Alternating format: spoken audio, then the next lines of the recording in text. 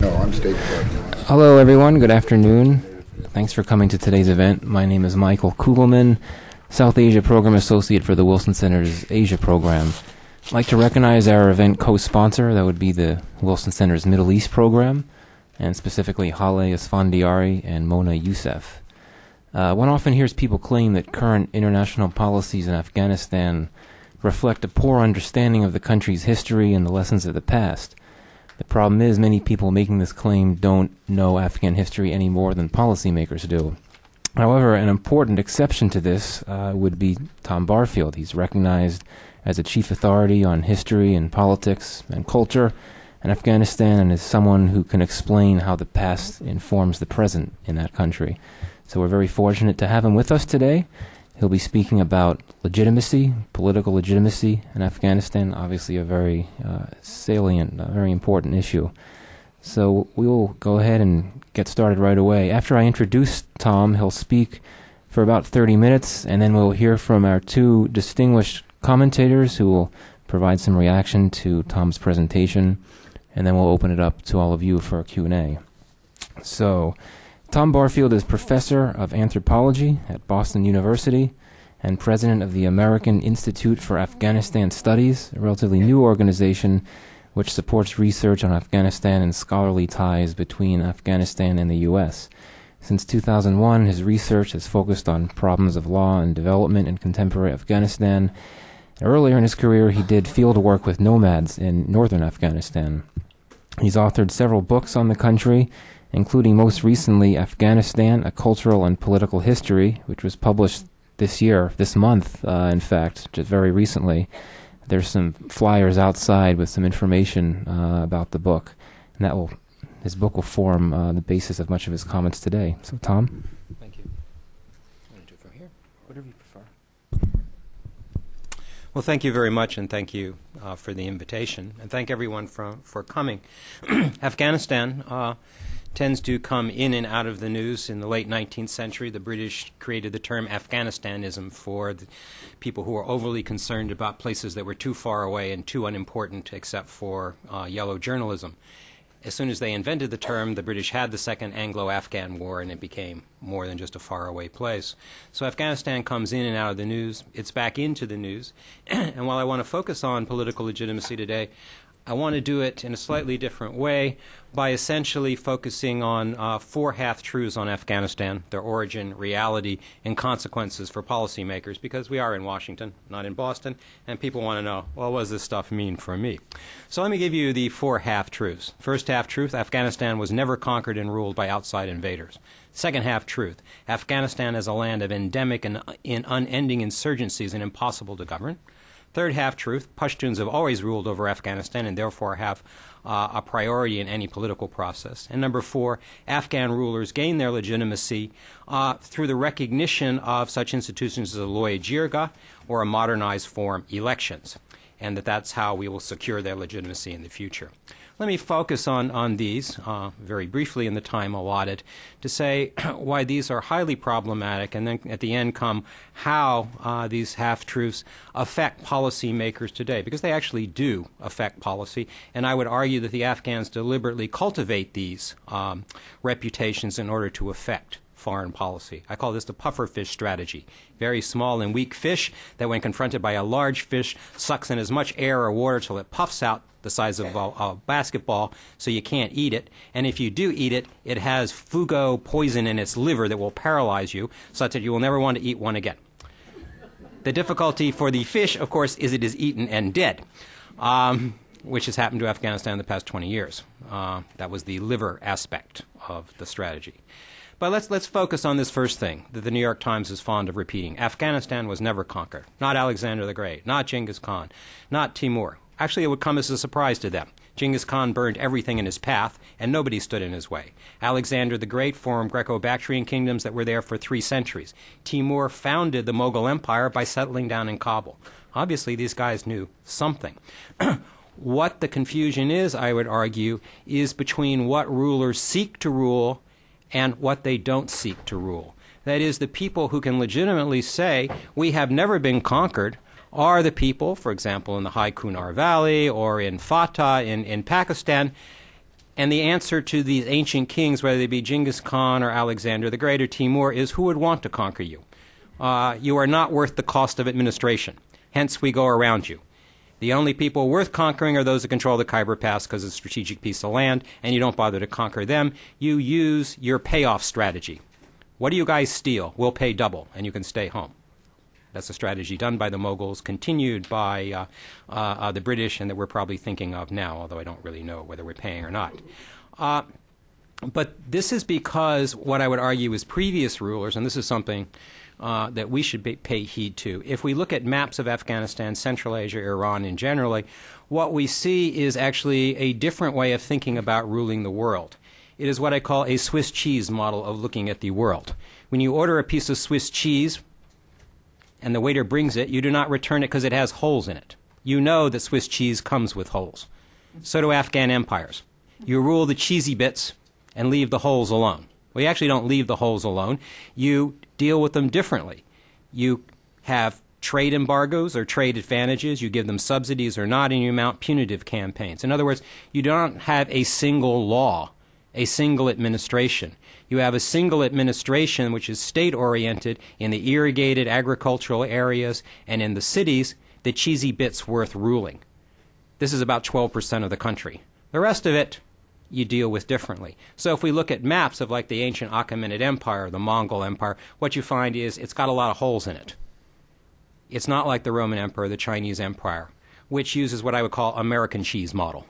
American cheese, all the slices are the same. They all look alike. If there's a hole, you send it back because there's something wrong with your cheese.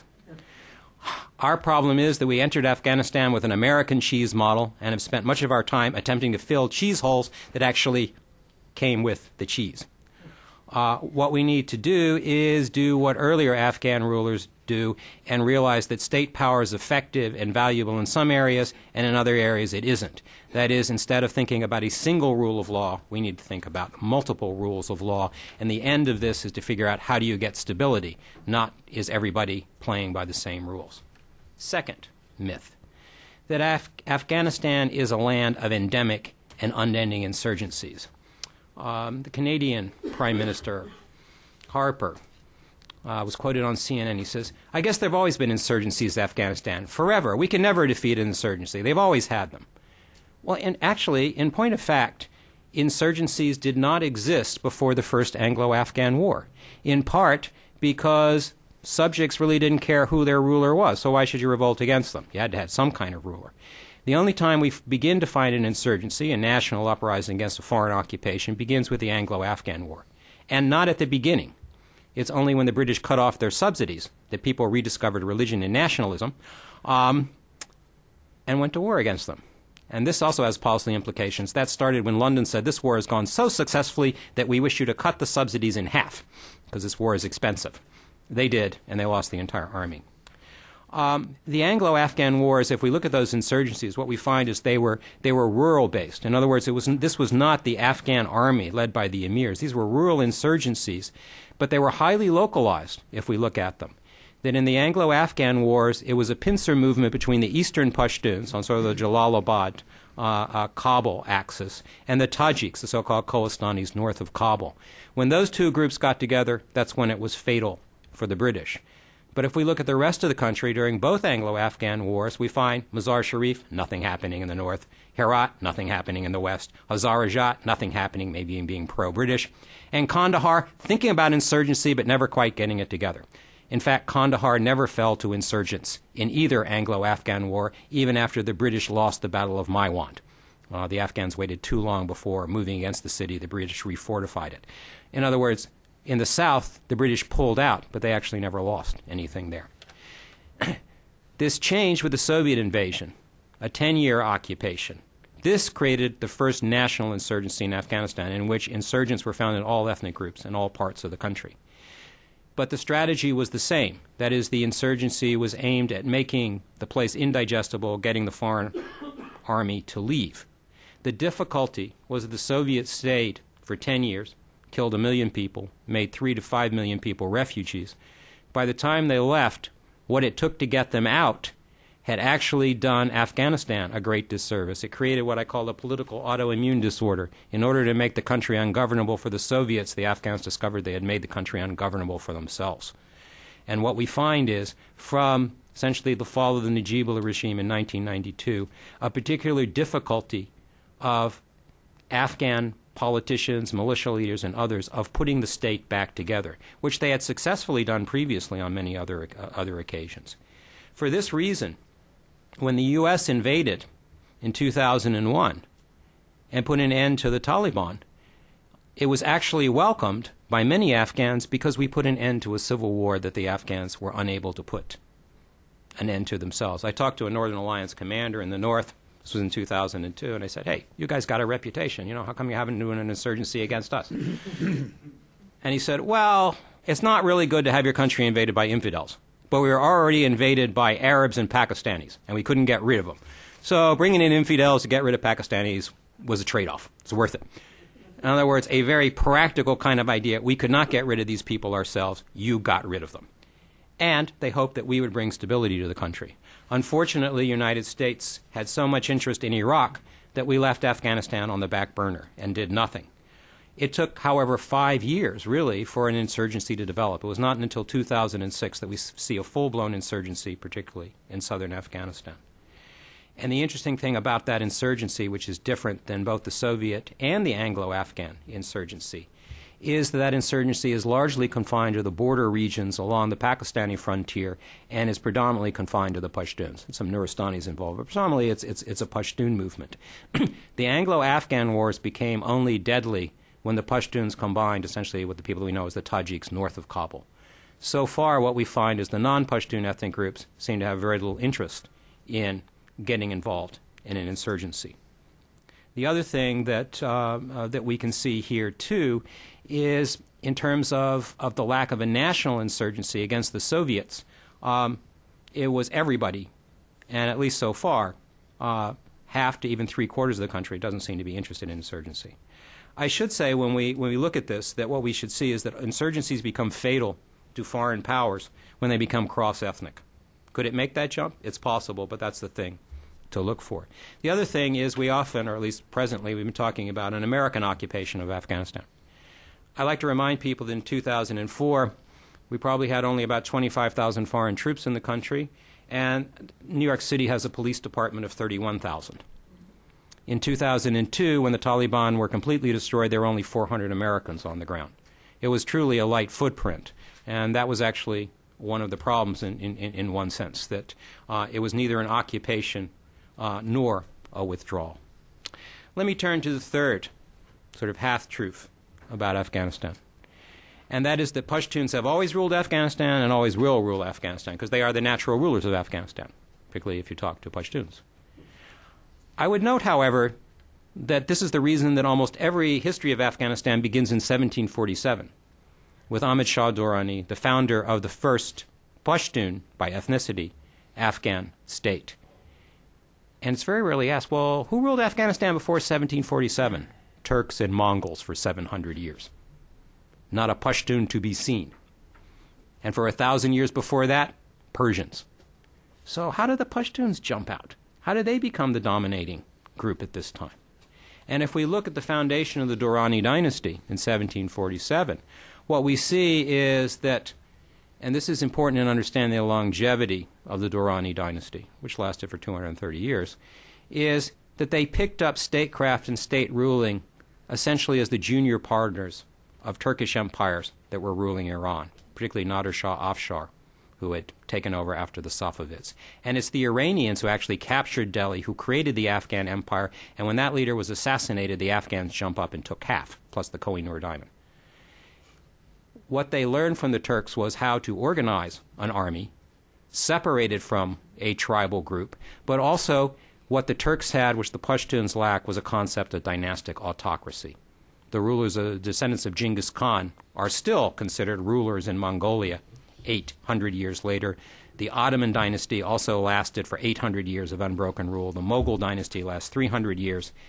What we see is the Durrani Pashtuns managed to put themselves into that role of being a dynastic autocracy, despite the fact that they come out of an egalitarian Pashtun culture. How are they able to do that? Number one, they got agreement among themselves, but secondly, every other Pashtun group agreed that these people have no right to rule, but we can't think of anybody to replace them because we like them worse. And so we find the Mohammedzais, whenever push comes to shove, always popping back. I'll come back to that because Karzai popped up, and he comes from that dynasty too. There's a real pattern here. That is, every time there was a state collapse in Afghanistan, particularly after the Anglo-Afghan wars, what we see is even though the Durrani dynasties did not take the lead in expelling the British, and in fact, in many cases actually cooperated with them, they were always put back into power by the people who had won the insurgency because they were the best compromise candidate. Because when it came to doing politics, the Durrani dynasty knew how to deal with the outside world. The Eastern Pashtuns and the Kolastanis, the people who had won the war, were very good at warfare, but not so good at politics. So anytime you move from the battlefield to the negotiation table, we see the Durranis come back. Indeed, I had an Eastern Pashtun friend that complained that they won all the wars and the Durranis won all the peace. And I thought, you're just being an ethnic chauvinist, Asaf, And then in 2001 at the Bonn Accord, I watched Zaire Shah and Karzai, Durrani Pashtuns, pop up and win the state, even though if you look at who won the wars, whether it was on the communist side or on the Mujahideen side, if they were Pashtun, they were all Eastern Pashtuns. It's very hard to find a Durrani general. But when it came time to go to Geneva or Germany, up come the Southern Pashtuns and win national power again. This is a very, very old pattern.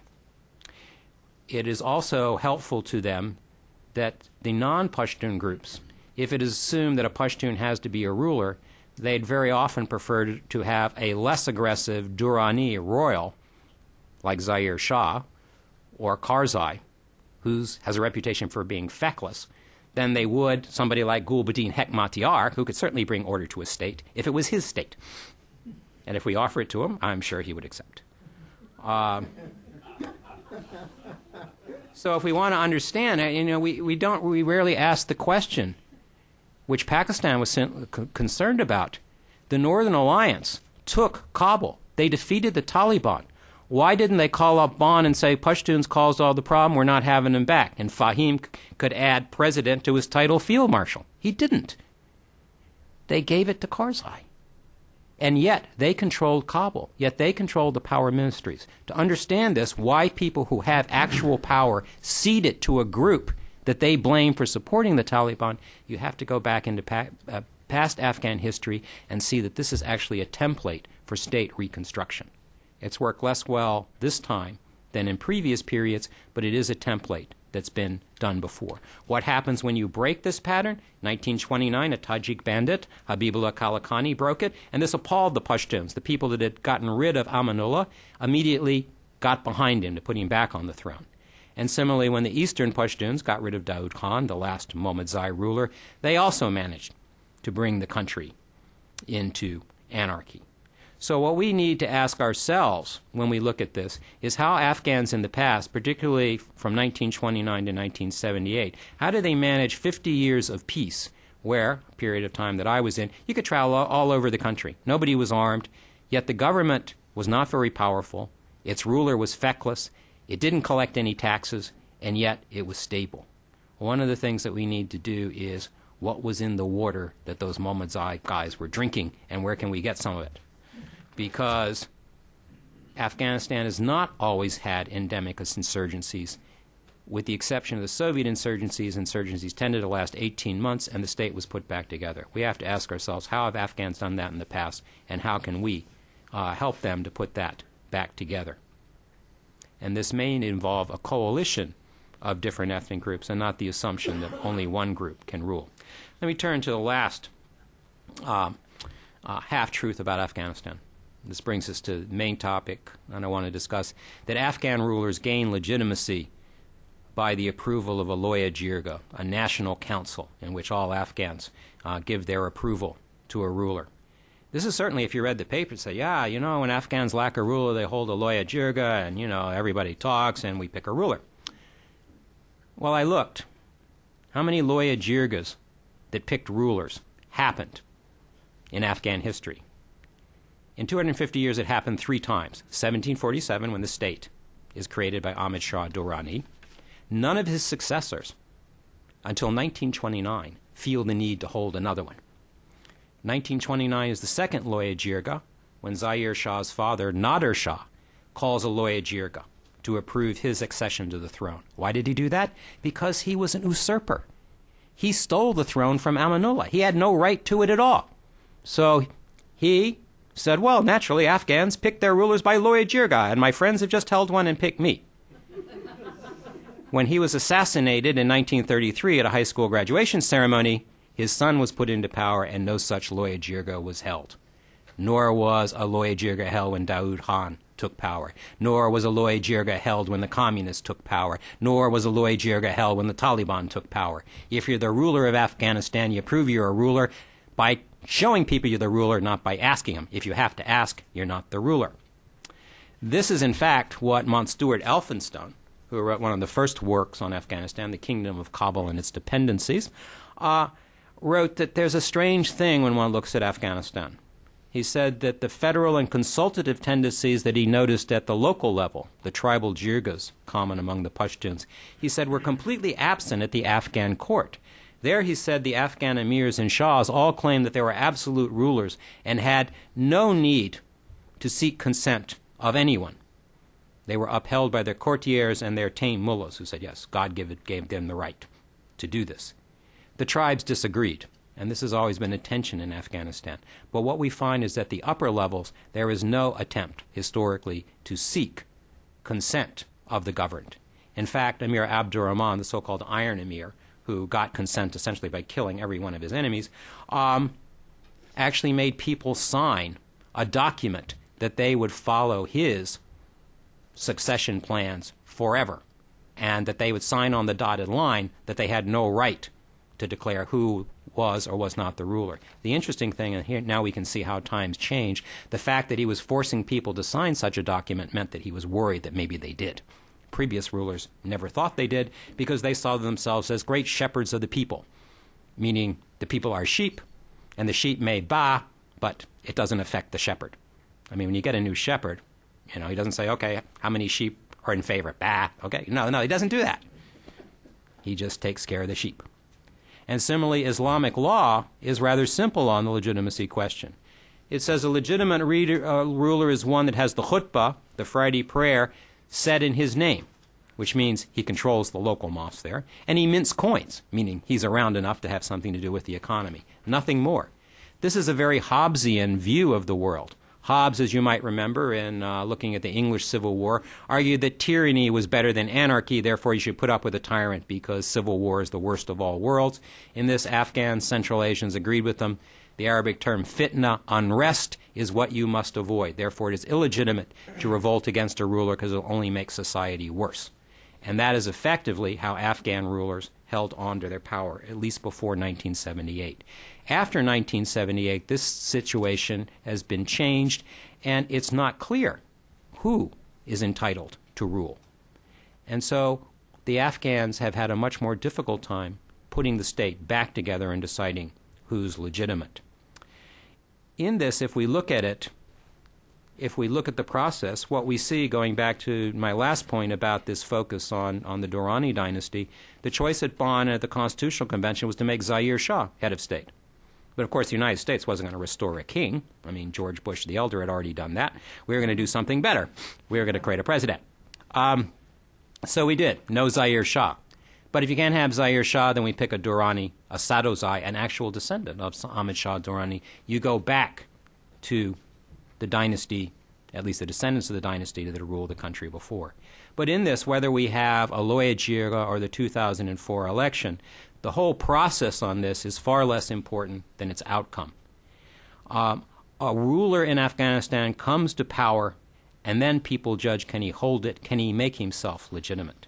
When I congratulated an Afghan friend on the 2004 election, presidential election, how well it had gone, and Karzai seemed to be a popular choice, he chided me and said, oh, you Americans, he said, you and your elections, he says, you guys pray before the meal. We Afghans pray after the meal, he says. And so we congratulated ourselves on the election. The Afghans said, the election gives Karzai the right to prove himself. And indeed, his decline begins after 2004 because as far as the Afghans were concerned, that gave Karzai a right to prove he could be a legitimate ruler. It did not make him a legitimate ruler. What are the implications then of these half-truths and other things for U.S. policy? Well, let me give a few that I think come out of it. First of all, we need to change the menu to a different cheese. Afghanistan is effectively ruled by the Swiss cheese model, and therefore we should not spend our time trying to fill cheese holes. There have always been holes and always will be holes. And secondly, that we need to have very flexible policies. That is how Afghan rulers have ruled the country. When we talk about rule of law, we take a very Roman or Chinese empire perspective on this, sort of the Eye of Mordor, one rule of law for them all. And more than that, we assume that the rule of law should apply in downtown Kabul and to the highest peaks of the Hindu Kush or on the Durand line. Afghan rulers never had such lofty goals. Yeah, rule of law in the capital, the major cities, and places that paid taxes. More flexible positions for places that required and could not be ruled that way. We also see then that the creation of a highly centralized government is in fact an American cheese model. That is, we vest so much power in an administration in the hopes that that power can spread out of the center till it controls the government. This is what Afghan rulers have attempted to do since Amir Abdurrahman. Only Amir Abdurrahman succeeded. The rest have failed, and their states collapsed. I should note that every ruler after Amir Abdurrahman has either been assassinated or driven into exile. Every single one in more now 110 years, regardless of ideology, age, or personal preference. Assassinated, stabbed, run out of the country, hung from a lamppost, all of them. If you're Karzai walking around the palace and you happen to have a picture gallery of every Afghan ruler, you got to be nervous. Okay? This is a high-risk occupation. And those that have best succeeded have been those that are flexible. When we look at this, in fact, I would note that every single ruler put in by a foreign army coming into Afghanistan has failed. Shah Suja, Yaqub, Second Anglo-Afghan War, and Babarak Karmal by the Soviets. This is very depressing. But then I note that every Afghan ruler put in by a foreign army withdrawing has succeeded. Dost Muhammad, Amir Abdurrahman Khan, and Najibullah. Why? Because you look for a very different psychological type. A guy that thinks he can take your money and your arms but doesn't need you around. That's a really different kind of person. Our great difficulty right now is we don't have anybody like that. And the British and the Russians knew you need somebody like that. Second thing about looking at policy, endemic insurgency is not a natural state of Afghanistan. It's largely fueled by money and interest from outside the country. What we need to focus on in understanding this is to focus on areas of stability. Right now we put most of our aid into areas where there's instability. This causes the areas without an insurgency to think that we are funding insurgencies ourselves and maybe they should start one. I think we'd be much better off building up Herat, Mazar, and Kabul and sending representatives of Kandahar to see how good life could be if they get with the program, as opposed to figuring out how much money we can give them if they don't cooperate. Third, legitimacy is always by deeds, not by process. It's not in Lloyd Geerges, it's not in election, whether they're real or fraudulent. Afghanistan is not naturally ungovernable, but Afghan rulers have to prove that they have the ability to govern. Therefore, what I would say, if we don't have a partner at the national level, we should do what other rulers in Afghanistan or other outside powers have done, is realize that Afghanistan's central government has always been problematic, and the real power in Afghanistan, the real stability in Afghanistan is the regions. If we look at places, the west, Herat, the south, Kandahar, the north, Mazar, Balkh, and the east, Kabul, we notice that these are capitals that go all the way back to the Achaemenid Empire. Maybe they've been part of a place that has been Afghanistan, maybe they've been part of something else. These are the bedrock areas. What I would suggest is that we plan by region, not nationally, and that we implement by district, because districts are the human scale of Afghanistan. A district headquarters is always within walking distance of its borders. The provinces are artificial, the national government is artificial. We are dealing with Afghanistan with a pair of misdiagnosed glasses. We plan nationally and implement by province. Nothing could be more detrimental to our actually bringing change in Afghanistan. Finally, I want to talk, even though I spend a lot here and in the book, that about the importance of history in Afghanistan, that the past will be a model for the future only to the extent that Afghanistan itself stays as it has always been in the past. And there are two things that we have under-recognized that we don't know enough about and that will take us by surprise, I hope positively, but certainly will bring about major change. First is urbanism in Afghanistan. Before the war in 1978, Kabul was a population of 500,000 people. There were more nomads than urbanites in Afghanistan before 1978. Now, with an estimated population of 3 million and some other cities in Afghanistan approaching 1 million, Afghanistan for the first time has an urban population, and even its rural population through its refugee experience is much more worldly than it was before 1978. We have no idea how this urban population sees the political world and its role in it. We still focus on tribal elders, on mullahs, on tribes, when the real change in Afghanistan is likely to come in the urban center. When this actually happens, it'll make a really good book for somebody to say, how did we miss it? Those are always great books. Second thing is the majority of Afghanistan's population was born after the Soviet Union left. And yet every political actor that we deal with was shaped by the Soviet period and the Civil War that followed. There's a new generation of Afghans that sees Afghanistan very different than their elders. And for them, the Afghan War is as much history as the Anglo-Afghan Wars, something to be celebrated, but certainly not something to guide your life. Obviously, as times change, a new generation will take over, because old people do die. However, in Afghanistan, old leaders remain remarkably the same. The one thing that's great about studying Afghanistan is when you learn a name, it's good for at least 30 years. Gulbuddin Hekmatyar started in the 70s with a failed revolt, and he's still at it. You know, it's great. In any other place, you have these purges where, like, the Mujahideen would kill all the communists, and you'd start from year zero. Not in Afghanistan. I thought all the communists were gone and they ran for president again. Where do they come from? Because in Afghanistan, there's always another chance to enter the game. The thing is, we've been playing the same game for a very, very long time. And what's happening with a new young population is they want a very different game. And we do not know what they are looking for and what kind of Afghanistan they want to bring about. We should focus more of our attention on bringing this new generation to power than trying to cajole the older generation into coming to an agreement that they could never come to over the past 30 years. Because old patterns will only be broken when Afghanistan itself changes. And I do believe, despite the fact that Afghanistan looks to be unchanging, a close look at its long history would show that there are certain breakpoints. I do believe we're at one now. Thank you very much.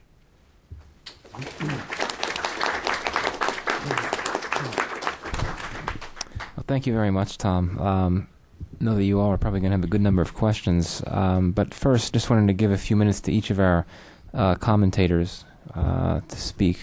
So I guess we'll go alphabetically, and first hear from Alex Thier, who's Director for Afghanistan and Pakistan at the U.S.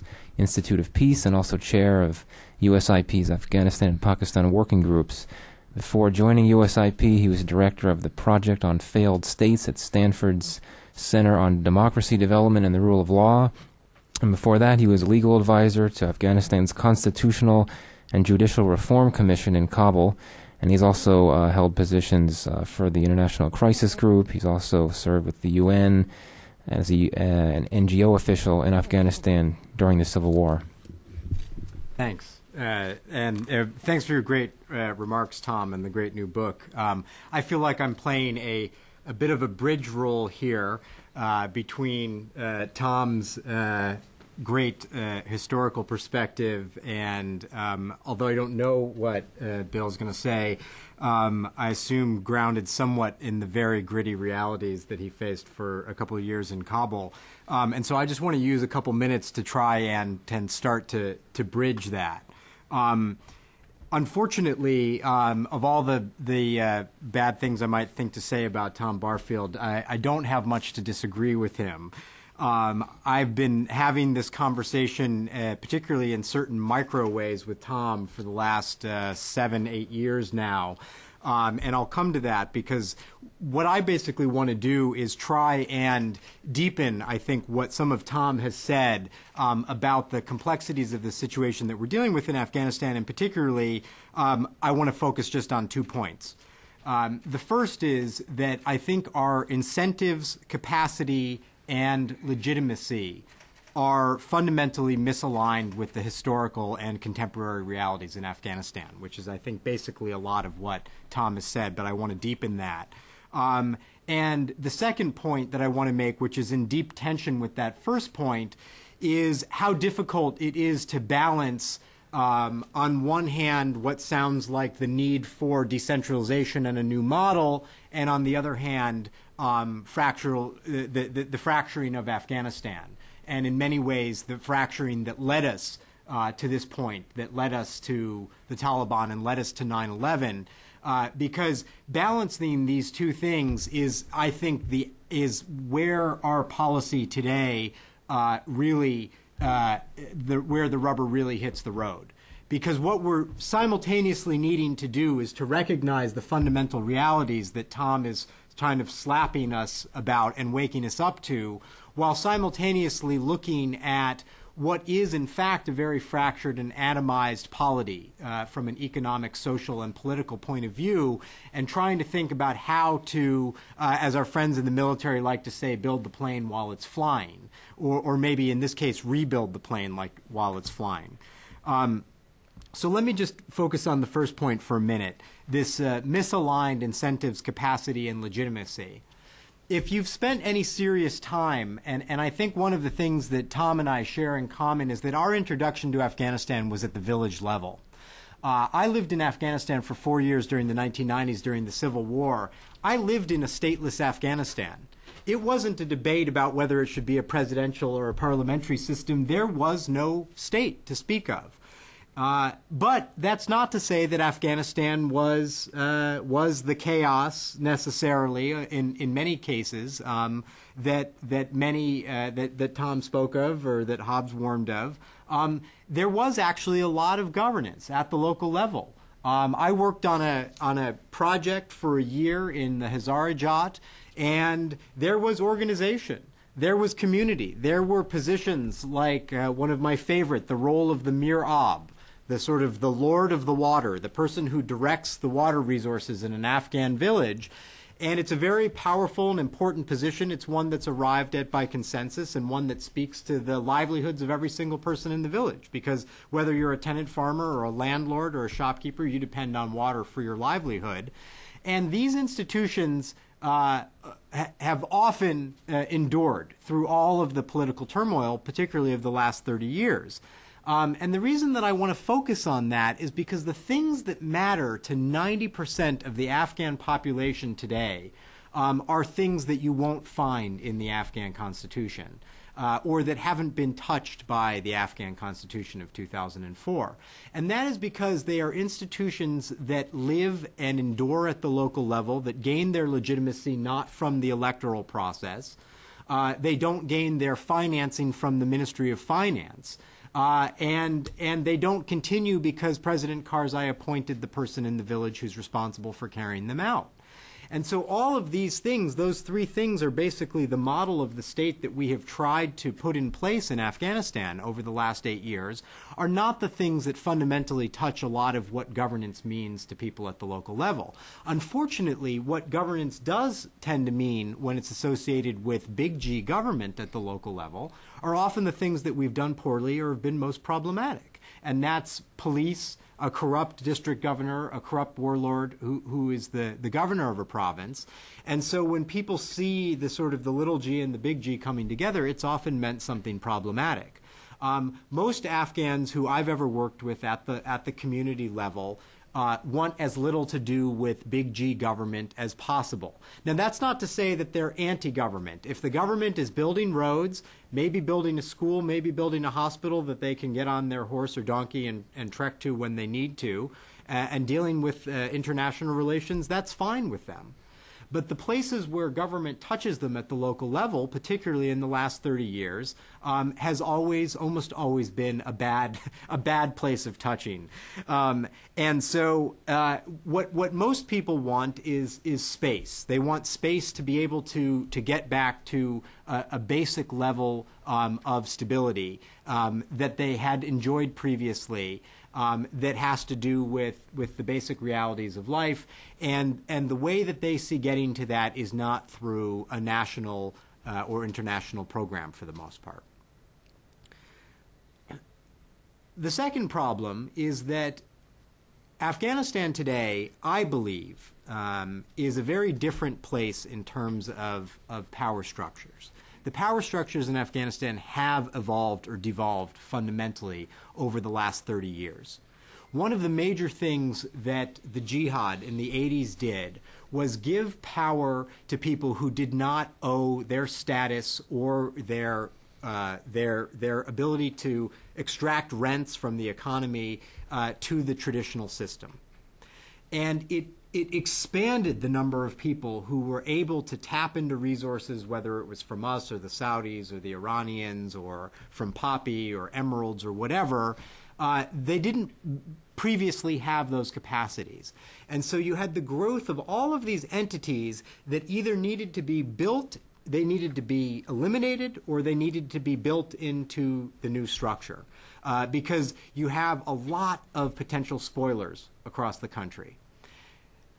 What the political process post-Bonn failed to do was to create an incentive system that would keep those people in the political dispensation, but would simultaneously constrain them from getting so out of control that it would undermine the very foundation of what we were trying to establish. And that didn't happen. I agree strongly with Tom that the idea of a universal rule of law for Afghanistan that's enforced equally in all places from the center is a notion that is a long, long time in coming. But that doesn't mean, which I think Tom alluded to, that you don't have the capacity to employ carrots and sticks such that you can keep people in line or knock them out so far out of line that they no longer have the capacity to engage in the undermining behaviors that they've engaged in. And our failure to do this and Karzai's failure to do this in really from 2004 on, when he gained this mantle of legitimacy and power through the electoral process, is what has so deeply undermined him and his government. Because the insurgency has gained its strength from, not from painting some depiction of Karzai that doesn't make sense. It has gained its strength from saying, look at these guys, you see who they are, you see what they're doing, is this what you want? And that's not to say that the insurgency is not equally rapacious, equally problematic, but they are able to hold up the alternative that has been backed by us as being deeply problematic. And the reason for that, again, is that we have failed to employ the basic means of power that would have kept these people either outside and unable to fundamentally disrupt the political dispensation, or inside, but all rowing essentially in the same direction. So the question then comes to what do you do today? How do you balance this reality, this picture that Tom has painted of a mismatch with the reality of today, which is 34 provinces and probably a few more to follow, provincial governors, a Karzai who was recently reelected for a 5-year term and evidently, I don't know if you could say bested, but certainly came out swinging and is still standing on the international stage with the president's spokesperson essentially apologizing for us having called him out onto the carpet and embarrassing him before the public. And how do you do that in a way that doesn't cause the complete fracturing of the government, that doesn't cause a return to civil war? And I'm going to be brief because I think I'm out of time, but not to escape that conundrum. I think that the fundamental lesson that we have to learn from this experience and a lot of other experiences is that it is going to rest on the soldiers, on the shoulders rather, of local drivers, of the incentives of locals who want to see a positive, stable change and who are willing to take that responsibility on. That's both at a national level, and so we have this sort of work around Karzai strategy where we look for good actors at the national level, good ministers who can administer programs that take these realities into account that are going to succeed, like the National Solidarity Program, and good subnational actors like provincial governors and hopefully newly empowered mayors and district governors and so on, who actually have to live these daily realities, but also who want to take what's available to them, the assistance, the security, and transform it into something that can actually work on the ground in Afghanistan. I don't think that that necessarily requires a radical break in the sense that we have to scrap the current constitution, but it does require a pretty dramatic, I think, acknowledgement on the part of the national government that the current model is failing, and a willingness to realign power sharing and incentives. And I don't know that we see, frankly, a lot of reality that's going to happen under the current dispensation. Under the current dispensation, they are gaining tremendously from the setup that they have, and forcing them to start legitimately sharing power and decentralizing some of these incentives, while also enforcing certain red lines against local actors, is not been the model of the last 9 years. And I'm curious to know, particularly from Ambassador Wood, who dealt with this sort of fighting and wrestling on a day-to-day level for several years, whether we can expect something different than what we've had for the last 8. I'm at the War College. Academic fights are brutal even. Well, thank you. Now we'll hear from Ambassador William Wood, who is at the National War College, and as you all know, he was U.S. Ambassador to Afghanistan from 2007 to 2009, and to Colombia just before that. Before that, he headed the U.S.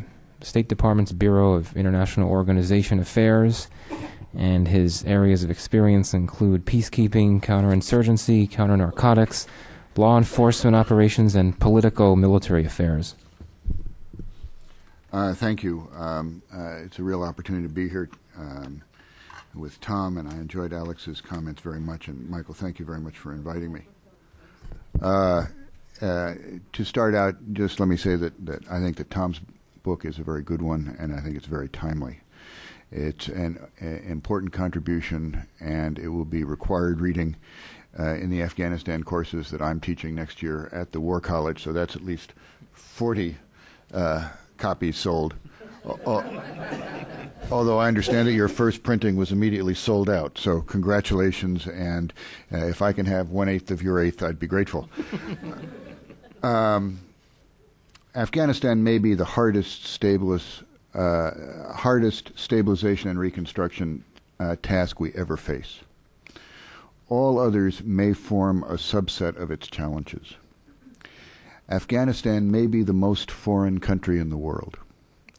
It was never meaningfully occupied in the post-Enlightenment period, with perfect acceptance of Alexander the Great and Timur and Genghis Khan. The world is different just to the east in Pakistan, just to the north in the former Soviet Union, and just to the west in troubling but westernized, partially westernized and partially globalized Iran. If you look at the treatment of women in those three societies, it's completely different from in Afghanistan, just to give you one easy indication. Afghanistan, until the Soviet invasion, was overwhelmingly a product of itself, with very few connections to us. We did not even have an ambassador in Kabul from the death of Spike Dubs in 1979 until 2001. Tom posits that Afghanistan has a meaningful identity which is diverse but nevertheless nationalistic with its own centripetal force. It has a pattern of rule of more than 200 years of Durrani leadership, but that was disrupted in the Soviet and Civil War periods. I agree. Now those traditional leaders from before that period, or of the style of before that period, are weaker, and many of those with power today accumulated their power in times of social chaos, using the tools of social chaos: violence, factionalism, corruption. This links to a favorite frequent comment by President Karzai, and I quote, "Although Pakistan may be more of a state, Afghanistan is more of a nation." I think he is right, not just about Pashtun Afghanistan, but Afghanistan writ large. All this has enormous implications for U.S. policy. How do we operate effectively in a wholly foreign culture, with barriers not only of language and security, but also a fundamentally different personality, which lacks the westernized institutions of governance we need to do business? That, for me, is the question. Not how we engage an Afghan void, and we often talk about Afghanistan as though it were a void. Rather, how do we engage a decided, wholly foreign Afghan personality and way of doing things? This is diplomacy the way our great-grandfathers did it. Logically, there are two ways. Either we change them so they look more like us, or we adjust to engage them on their own terms. With enormous effort, we have tried the first solution, to create an Afghan socket that will fit our plug. For a variety of reasons, this has had mixed results. It may be the solution in the long term. The Afghan system is not really equipped to deal with the modern world, but we don't have time to wait for the long term. I also might add that this effort to reconstruct Afghanistan in our own image is not simply or even principally an American failing. At least one of the European countries in Afghanistan that was very active in police training, if you went to their police academy, you could go down a corridor and walk into a room that had very low desks and very small chairs. And on the walls were lions and tigers and bears and butterflies. And this was the daycare center at the police academy for all of the children of all of the women with families who were going to come to study to be police women in Afghanistan. Well, it will be about 1,000 years before a woman with a family goes to a police academy with her children to study. But their home cookbook said you had to have a daycare center, so they built a daycare center. The other way, of course, is to adjust our approach to respond more to the Afghanistan we find, to emphasize politics over governance, to engage informal structures of leadership and security rather than the famous official channels, to work regionally even though the natural counterpart of our national effort is their national government. Of course, as you know, and this is not a criticism of AID, which has done heroic work in Afghanistan, but the first thing that AID does when it arrives in a foreign country is ask, where is the Ministry of Development?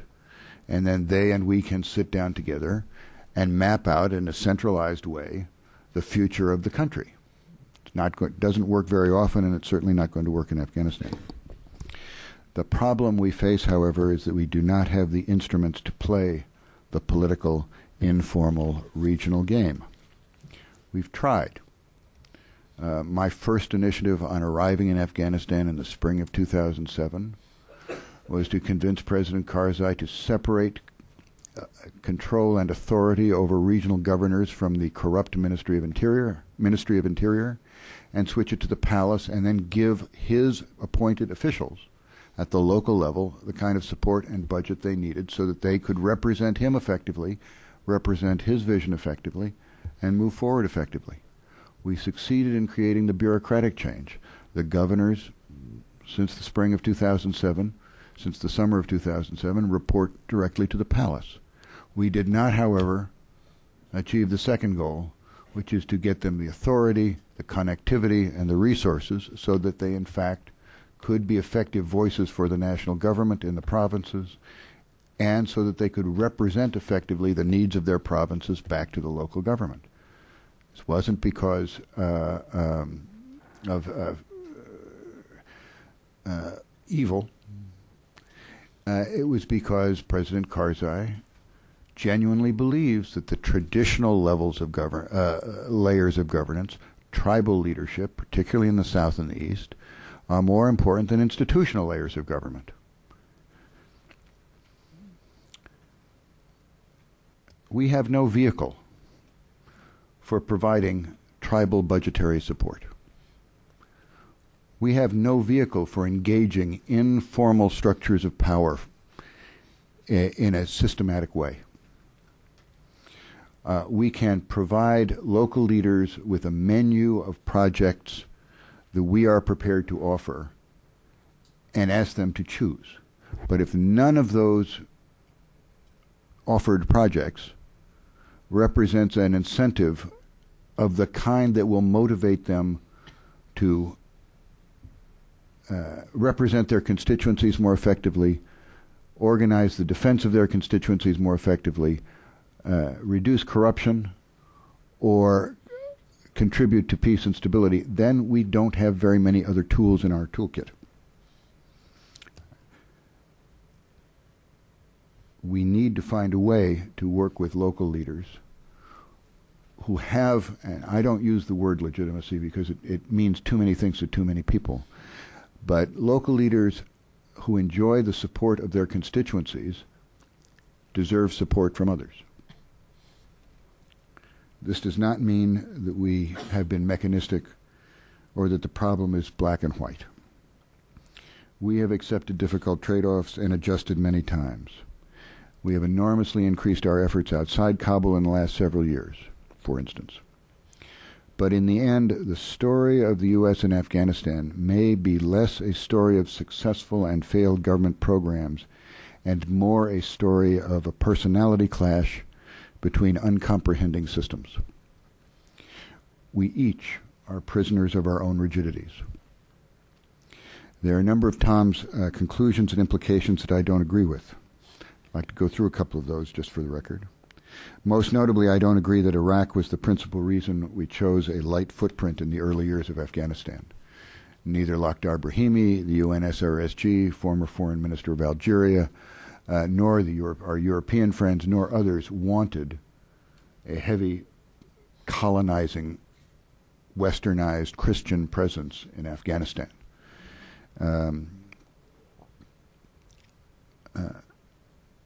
Our vision was that of a liberator. Tom talked about, in his presentation, talked about the difference between light footprint and occupation. Well, the middle point that we were seeking was simply that of liberation. Get the Taliban out, provide primarily development resources, and in the period 2002 to 2004, fully two-thirds of our assistance was economic and development assistance, and only one-third was security or law enforcement assistance. And let Afghanistan be Afghanistan. The problem at that time was that while good things were happening, bad things were happening. Some of these Tom details in his book. The illegitimate leaders of the Civil War or the leaders that sprang from social chaos of the Soviet period and the Civil War period regained power. The drug industry consolidated again. The Taliban reconsolidated again in safe havens across the border. That was all the time. That was at the same time that politics were beginning to normalize. There were preparations for elections. Candidates were standing. Constitution was being written, things like that. So there were good things going on and bad things going on. Perhaps more to the point, unfortunately, the Swiss cheese model of Afghanistan does not meet the needs of the United States in Afghanistan. Whether or not an Afghanistan in which large parts of the country remain disconnected to the national will, remain autonomous, and therefore potentially welcoming of Al-Qaeda or others who directly threaten us. We can't afford such holes in the territory of Afghanistan, which means our task is not unitary rule. Our task is not unitary rule of law. Our task is not political consolidation and homogenization of the enormously diverse Afghanistan.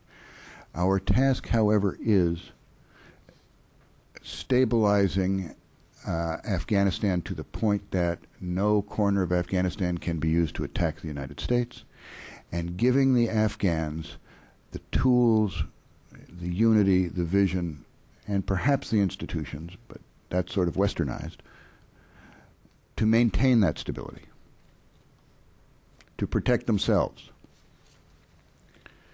Tom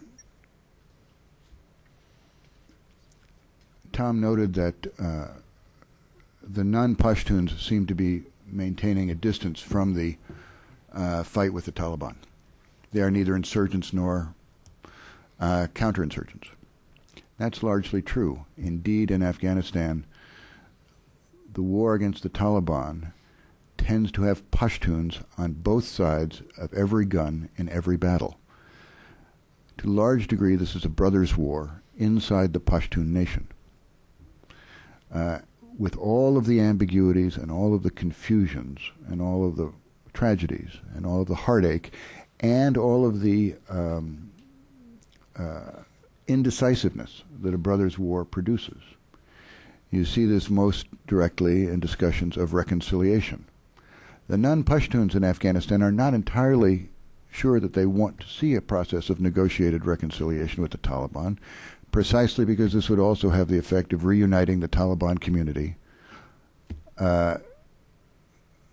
possibly to their detriment.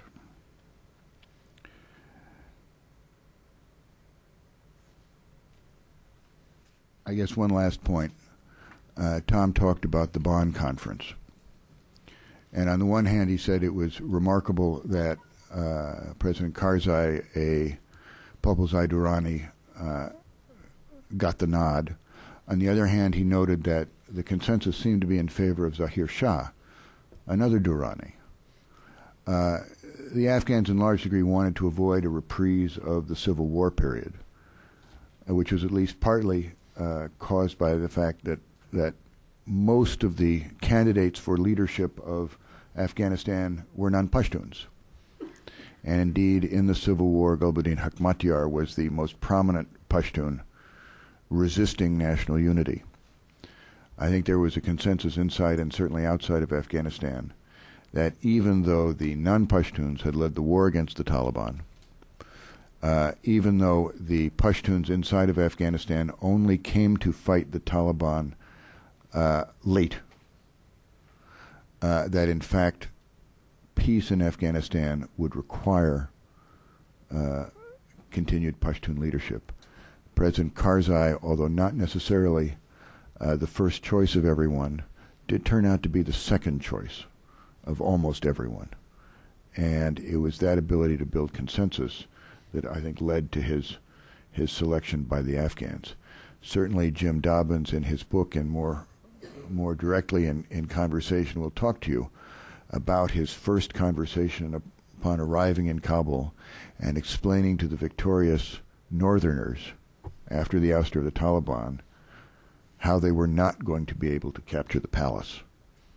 And what a complicated conversation that turned out to be. I guess just two last points. First, the idea that there is an American Institute for Afghan Studies beginning is, I think, nothing but good news. Unlike Iraq, there is no cadre of Dari or Pashto speakers waiting around to be experts on Afghanistan, unlike the cadre of Arabic speakers that we have. Unlike Iraq, there are no experts in the Afghan economy waiting to be energized to go rebuild. Unlike Iraq, there is no middle class Unlike Iraq, there is no bureaucratic tradition. Unlike Iraq, there is no connectivity to the West in the same way that there was with Iraq, even under Saddam Hussein. This is a much more, we are starting this process much earlier in dealing with a country that is much more foreign to us than Iraq ever was.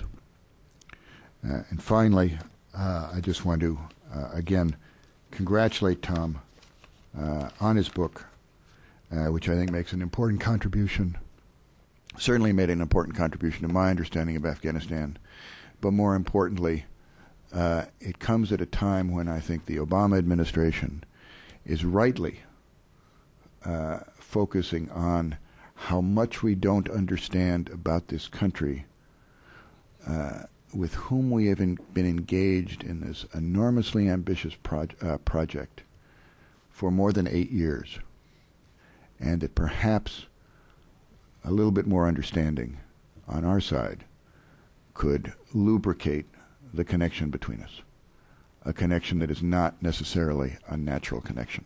Thank you very much. Tom, did you want to take a minute or two just to respond? A couple of comments. I agree with Alex, and I did not stress it enough in my paper, that one of the unique things about Afghanistan is that while its elite sees it as a Hobbesian kind of model, that you need a ruler to keep in charge of unruly people, at the local level, Afghanistan is one of the few places where social order is maintained without government. In other words, society doesn't fall apart. It's one of the great strengths of Afghanistan at the local level. It's also one of the obstacles to state building, precisely because people have handled their own problems for so long and are not sure they want to give up those powers.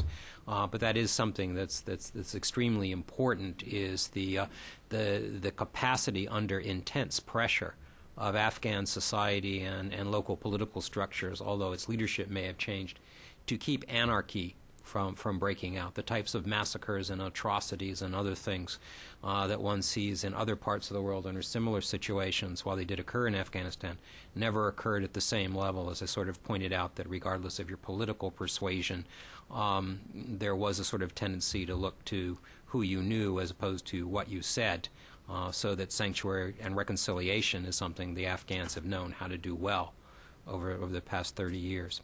In terms of Ambassador Wood's question of can we allow Swiss cheese holes to be maintained, I would say that one of the important things that earlier Afghan rulers recognized that we need to realize is that autonomy doesn't mean that they get to run the show. One of the things that was really clear, whether it was the Mughals or the British dealing with the Khyber Pass, is they put down certain lines and says you have an autonomy up to a certain point because these are our interests. If you do not violate our interest, you can maintain that autonomy. When I'm talking about different rules for different people, one of our bottom lines is, in fact, you will not provide homes for terrorism, but on the other hand, if you meet our sort of minimal demands, how you choose to run your show, we're less concerned with. So when that's the case, that's what I see as sort of different models. And the Afghan government historically has not taken that model because it wants its writ to run. And if it has the power of the international community to make that possible, it wants to make it possible. But I would argue that perhaps our limited goals for what we want in Afghanistan are perhaps more compatible with a two-track policy, making it clear about where the line is, as opposed to what I'm not arguing is that these are left open for anything to happen, because I would agree with you that would create a problem. In regards to Bonn, what I was saying is the from my perspective, looking in the past, the choice of a Durrani as a compromise as everybody's number two is amazing that happened 3 or 4 times in Afghan history. What amazes me more is, to some extent, when we went and told the Northern Alliance, you cannot rule Afghanistan, that in other parts of the world they'd say, what are you going to do to make us stop? Because they controlled Kabul at that time. They saw the logic of this. In other parts of the world, particularly the Balkans, but not other places, the logic of the situation has not always been apparent to the people who had power at that given moment.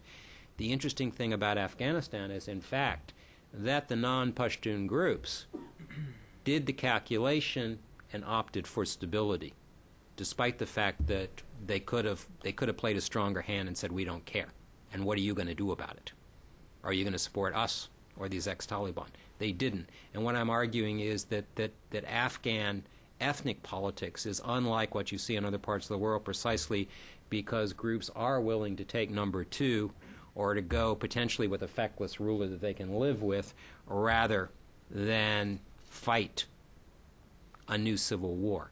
While this is certainly logical and certainly fits in the pattern of the Afghan past, if we look at other countries, this is by no means a preordained solution, even if the logic is behind it.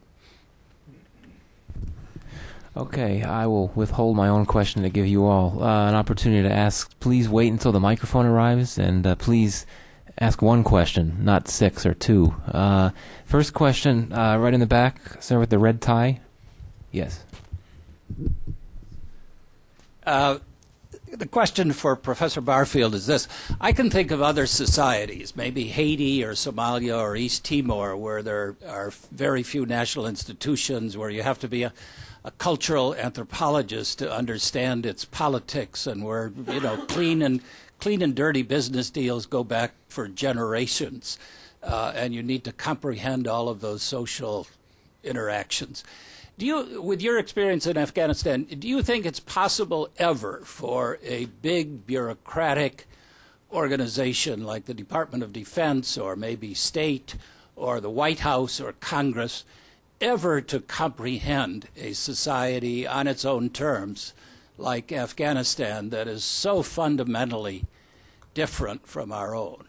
And if I could sneak one in for Ambassador Woods, how then do you deal with a society unlike Colombia, let's say, where you really do not have any institutions on which we as a country or embassy can grasp and maneuver and manipulate and fund and work with and so forth? How do you deal with a country that's so non-Western that the basic institutions that we normally relate to are just not there, or they slip away or dissolve in your hands? Well, that is, of course, a fundamental question, is that in other parts of the world, if we go down into Pakistan or South Asia, the British spent more than a century essentially imposing institutions. But I think there's actually, from my point of view, there's an interesting thing that's happened, particularly as the military is geared up for Afghanistan, is the military has become more Afghan in its approach to the problem, and the Karzai government has become more American in its focus on institutions. That actually, when confronted with the problems on the ground, one of the interesting things is the military, as a very large bureaucratic organization, has discovered this doesn't work, but they are responsible for it, and they seem to be wrestling with the problem. The Afghan government, on the other hand, knowing that we like to work with institutions, and if you're in the government, you would like an institution to run, see this almost as their one great chance to get an institution. So they're not keen for us to say, practice these kind of politics, which puts our people in a dilemma. To the extent that you empower the local population, you undercut the national government. To the extent that you make the national government empowered in the local communities, you alienate the local population. And I think it's our military that's actually on the cutting edge of this. But you raise a particular question, and it's a question that the Afghans themselves have fought over for the past 100 years. They did have a centralized state at the end of the 19th century, a highly centralized one, but one that was imposed completely by force. And no one has the capacity or the desire to go back to that kind of centralized state. So there is kind of a question. One of the things that often comes up, I say the United States has the oldest federalist constitution in the world. Why are we so intent on having highly centralized governments in other nations? If Massachusetts and Mississippi can be part of the same country, even though it may take a civil war to keep it that way, obviously we should think a little bit more flexibly about Afghanistan. We certainly do in the United States. Just to very quickly try to respond to the question about how do we grapple with societies so different from ours. I don't know, because I don't know if we ourselves can find the flexibility. Right now in the embassy there are more inspectors general checking the accounting for AID infrastructure projects in Afghanistan than there are aid officials trying to administer those infrastructure projects. The bureaucratization of foreign policy, whether it is the bureaucratization of human rights, or it's the bureaucratization of development, or the bureaucratization of policy making, has gotten in the way of some of the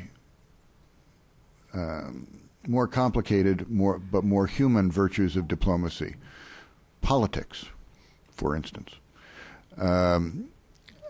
Certainly it is easy to imagine a way to structure a foreign policy to deal with societies organized not along institutional lines, but along more political lines. I mean, imagine an embassy to boss Tweed. But whether or not we are prepared to give the civilian side the kind of flexibility that we give to the military side. We understand that the military effort is going to fail from time to time because the other side has a vote, plans never survive first contact, and all of those other standard phrases. That we understand that military operations are hard and taking place in a difficult and dangerous environment, and therefore they're not going to be successful, and there's going to be a certain amount of wastage and a certain amount of leakage. We do not give our civilian side the same benefit of the doubt. And what we are seeing as a result is the military taking over more and more of the civilian aspects of our policy, not because it is aligned with their institutional vision. Military, after all, is designed to do some things to foreigners, not with foreigners. But because we do seem to allow them more operational flexibility, allow them more room to make mistakes, allow them more room for leakage than we allow our civilian side. And for me, I think it is a mistake to believe that walking around money for tribal leaders is either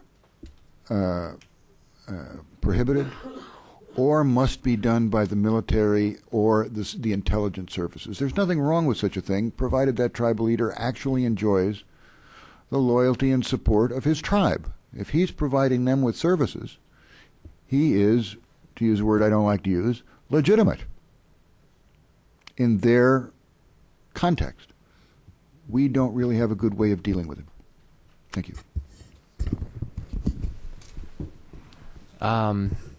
Okay, sorry, Sue. All the way over here. You had your hand up for a while.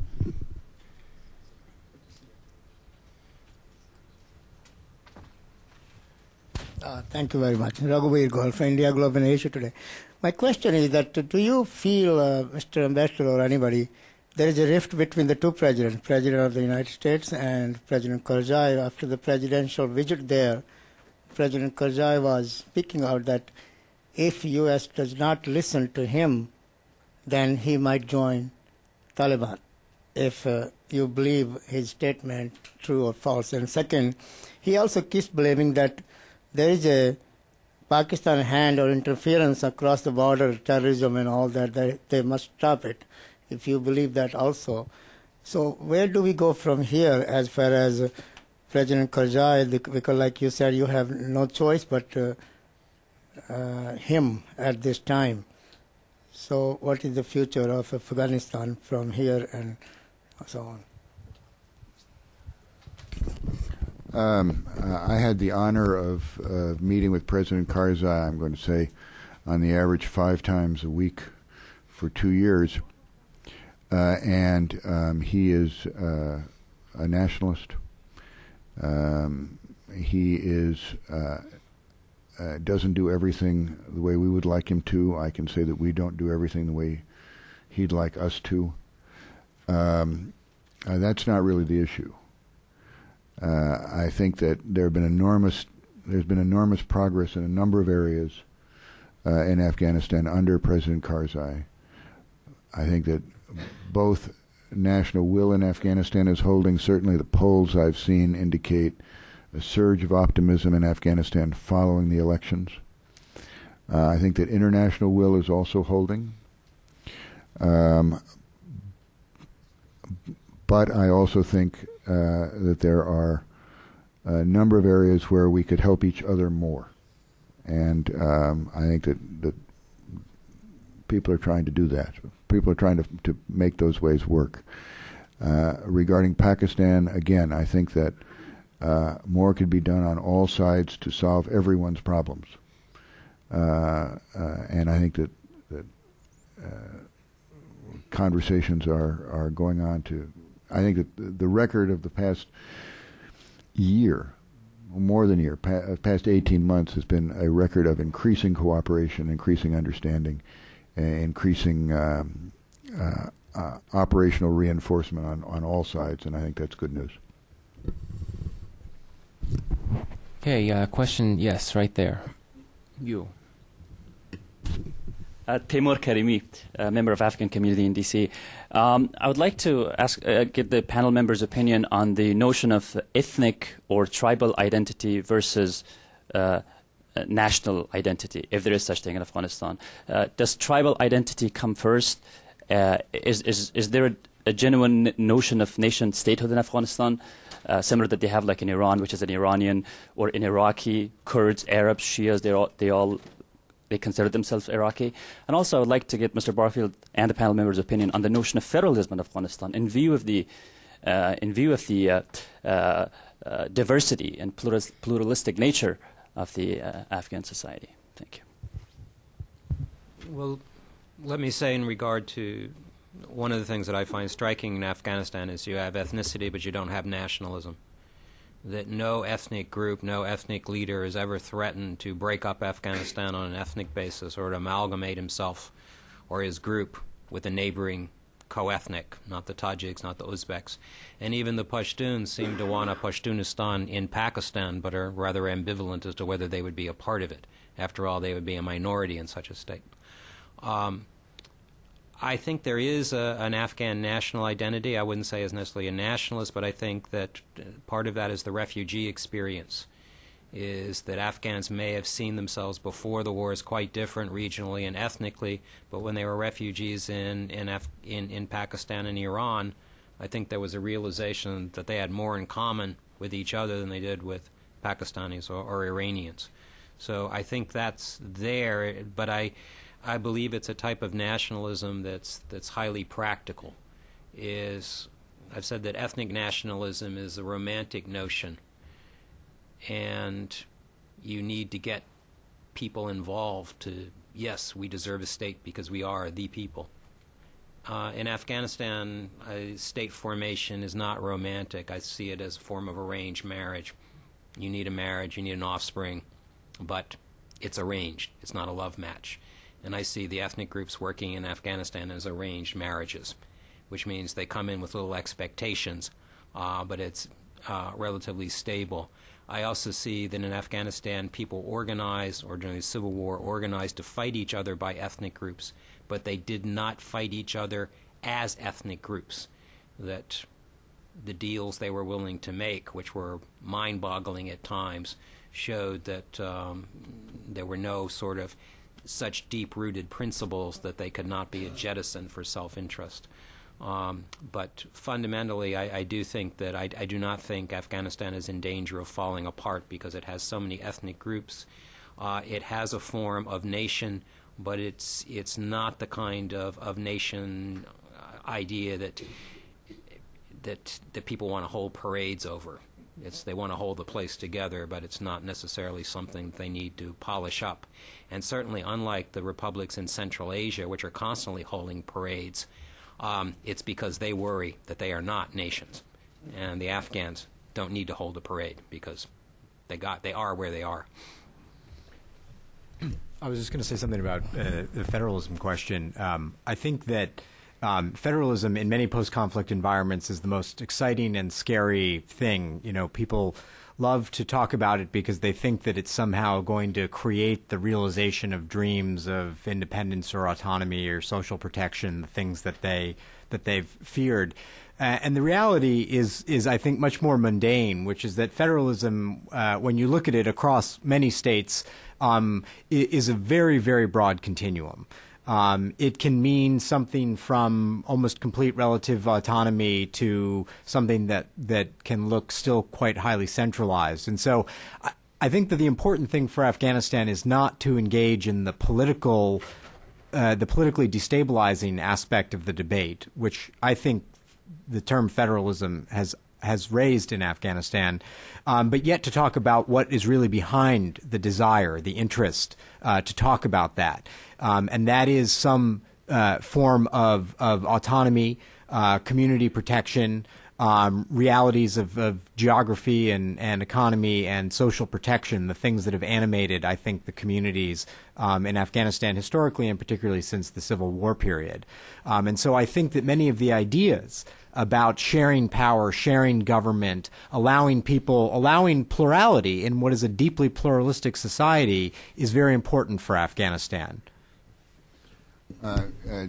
Just to very quickly say, I agree completely with Tom's discussion about nationalism, and I think that his discussion of the Afghan sense of national identity, even though it does not produce a national state in the way we think of it, is one of the best parts of his book. And I also agree with Alex, and just an anecdote. In my 2 years there, I managed to travel outside of Kabul to a different province just about once a month. And so I managed to visit 25 provinces, and wherever I went, I would ask the provincial council, in theory elected, although in some cases not, and in theory representatives, although the representativity varied from province to province.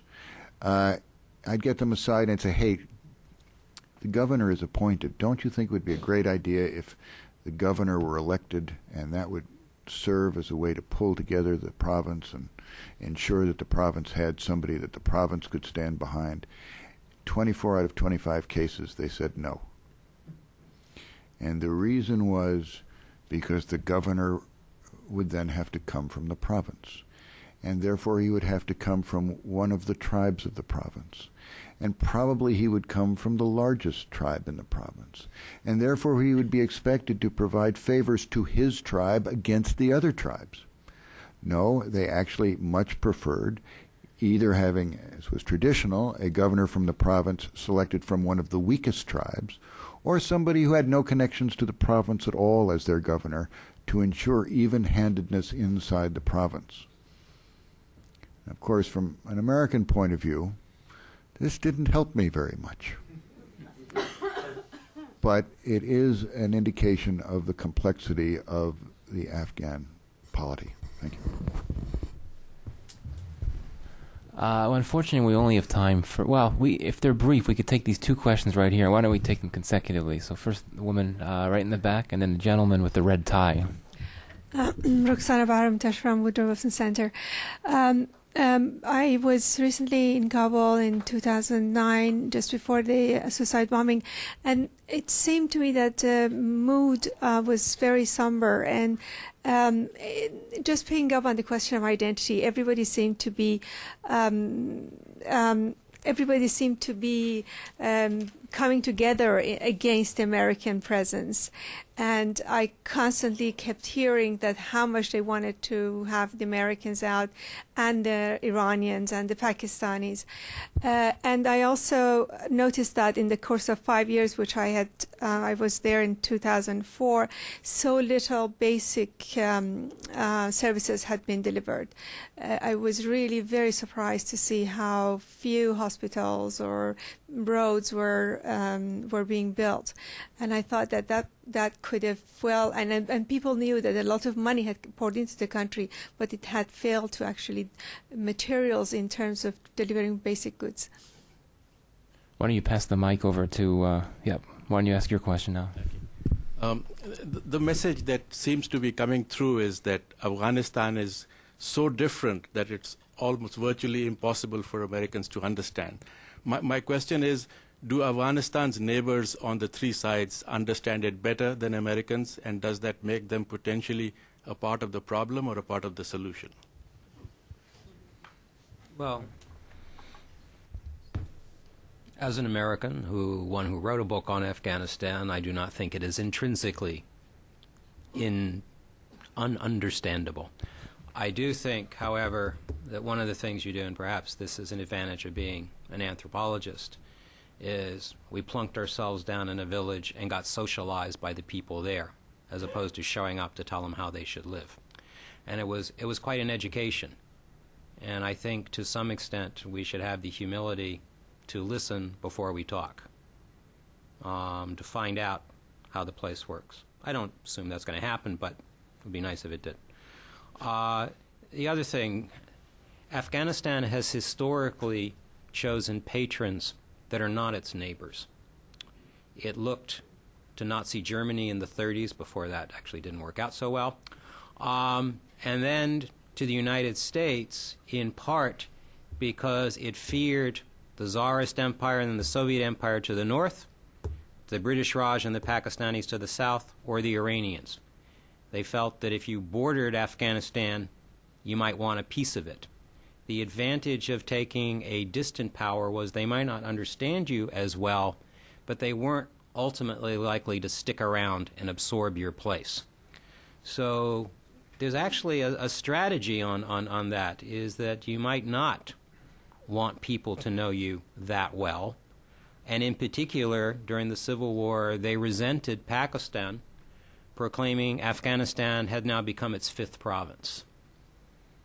Iran has not shown any interest in Afghanistan to speak of. It's always at the bottom of the agenda.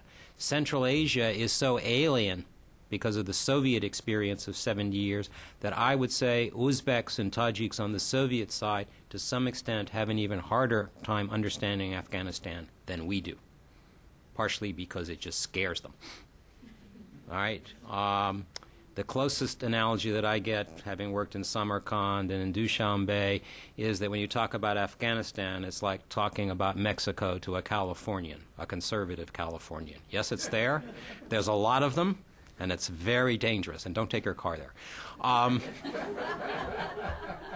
In regard, do Afghans want the Americans out? The Afghans are very disappointed, not only in the Americans, but in the international community. But fundamentally, they fear the withdrawal of foreign forces precisely because the last time the United States withdrew its interest in the region was with the fall of the Soviet Union, and it led to 10 years of horrific war. The great fear and really the dilemma on the Afghan side is, no, we're not particularly popular in some ways, but on the other hand, we have guaranteed stability for 8 years. And they know what instability means, and they don't trust their neighbors, particularly they don't trust Pakistan. The great fear is that if we pull out, if the international community says you can do nothing with Afghanistan, that they would go back into a past that they do not want to repeat. Well, please join me giving a round of applause for the panel. Thank you for coming. We are adjourned.